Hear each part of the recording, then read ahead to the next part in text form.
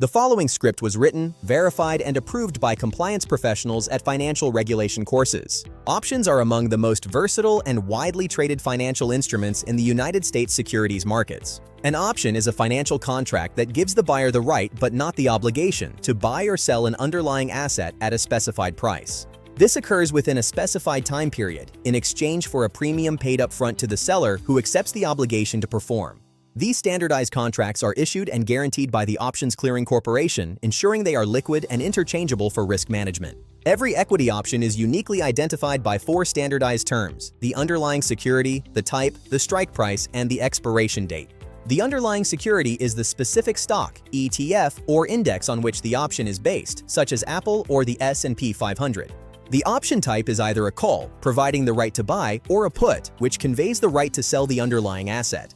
The strike price, also called the exercise price, is the fixed price per share at which the security may be bought or sold if exercised. The expiration date is when the contract ceases to exist. For standard monthly options, this occurs on the 3rd Friday of the month. One standard equity option contract covers exactly 100 shares of the underlying stock, a critical multiplier for all premium and dollar calculations. The price of an option is its premium, which consists of 2 distinct components: intrinsic value and time value. Intrinsic value represents the amount by which an option is currently in the money, the immediate profit available if exercised right now.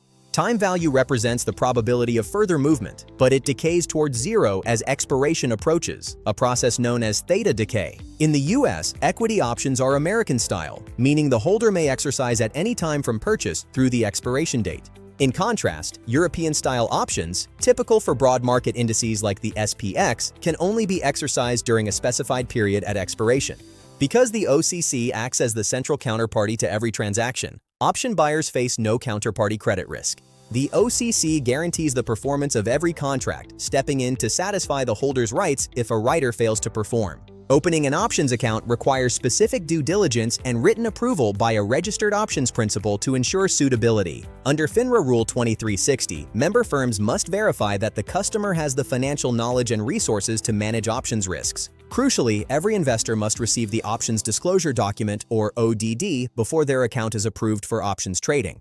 This requirement is rooted in Exchange Act Rule 9B-1, ensuring that the mechanics and risks of options are fully disclosed to the client. FINRA also establishes position and exercise limits to maintain market integrity and prevent any single entity from manipulating prices. Exercise limits specifically restrict the number of contracts that can be exercised within any 5 consecutive business days for a single security. Settlement for options trades, the payment of the premium, occurs on the next business day, following a T+1 cycle. Similarly, the underlying stock transaction resulting from the exercise of an option also settles on a T+1 basis. Options are tested extensively on the SIE and Series 7 examinations, covering contract structure, rights, obligations, and regulatory rules. Remember, buyers have rights, sellers have obligations, and the premium is defined by intrinsic value and time-decaying extrinsic value.